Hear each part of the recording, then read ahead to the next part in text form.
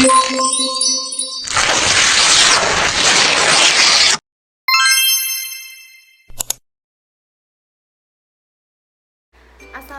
warahmatullahi wabarakatuh. Perkenalkan, nama saya Andini Aski Mulyani, mahasiswa Prodi Bimbingan dan Konseling dengan NIM 2204045000012. Di sini saya akan menjelaskan materi keterampilan komunikasi, yaitu komunikasi sebagai landasan keterampilan konseling. Apa itu komunikasi? Komunikasi mengandung arti bersama-sama atau common.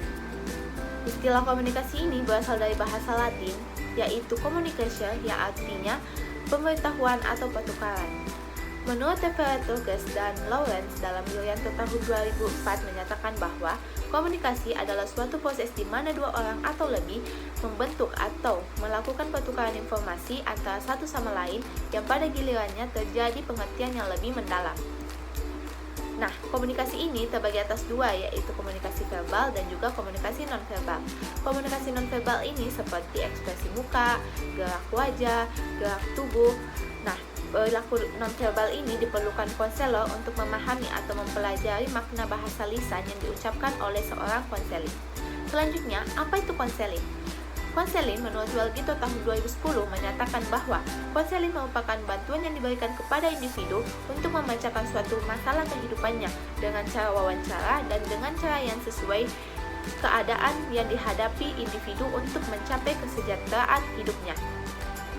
Jadi, komunikasi dalam konseling itu merupakan suatu proses pemindahan informasi antara dua orang atau lebih, yaitu konselor dan konseli, yang menimbulkan respon dengan menggunakan simbol-simbol yang dipahami bersama.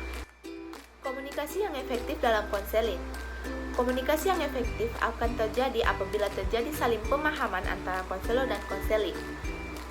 Di dalam komunikasi yang efektif akan terjadi apabila terdapat di dalamnya pemahaman, kesenangan, pengaruh sikap yang baik, hubungan yang baik, dan tindakan.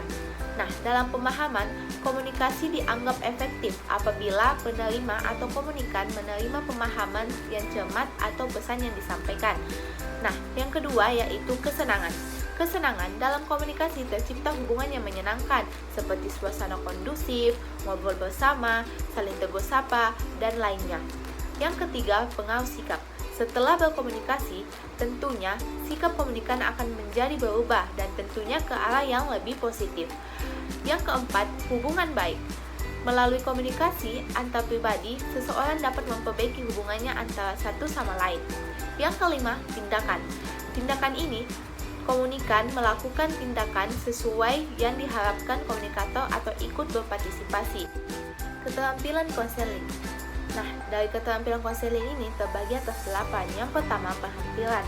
Melalui syarat verbal dan nonverbal sehingga dapat menarik perhatian kepada pembicara pada tahap awal. Penampilan ini seperti dengan isyarat atau sapaan yang baik, seperti Assalamualaikum, selamat pagi, dan lain sebagainya. Yang kedua, empati. Empati ini adalah kesediaan untuk memahami orang lain secara keseluruhan, baik yang tampak maupun terdapat dalam aspek perasaan, pikiran, dan keinginan. Nah, dengan empati ini, konselor dapat menempatkan diri sedekat mungkin dengan orang lain, merasakan apa yang dirasakan oleh konseli, dan memberi perhatian lebih terhadap konseli. Yang ketiga, merangkumkan. Ini merupakan wujud dari penerimaan konselor terhadap ungkapan konseli. Nah, konselor menyimak baik-baik apa yang disampaikan oleh konseli. Yang keempat, bertanya. Bertanya ini merupakan keterampilan penting dan strategis yang menentukan kelancaran proses konseling. Dalam bertanya ini, kita sebagai konselor harus memberikan pertanyaan yang baik yang dapat merangsang konseli untuk selalu cerita kepada kita dan lebih terbuka. Nah, begitupun sebaliknya, jika pertanyaan yang disampaikan kurang tepat, maka proses konseling akan berjalan tidak efektif. Yang kelima, kejujuran. Konselor harus mampu menunjukkan kejujuran dari apa yang diungkapkan sehingga memberikan pesan yang objektif. Nah, konselor harus mampu menyampaikan pesan secara terbuka tanpa memanipulatif. Yang keenam, asertif. Asertif merupakan suatu tindakan memberikan respon terhadap tindakan orang lain dalam bentuk mempertahankan hak asasi sendiri tanpa melanggar hak asasi orang lain. Nah, dalam asertif ini, keterampilan ini sangat diperlukan untuk menerima respon konseli dengan cara sedemikian rupa. Yang ketujuh, konfrontasi. Digunakan untuk memberikan respon terhadap pesan yang tidak sesuai atau bertentangan satu sama lain. Yang kedelapan, pemecahan masalah. Pemecahan masalah ini tentunya akan membantu konseli untuk memecahkan masalah-masalah yang dihadapinya.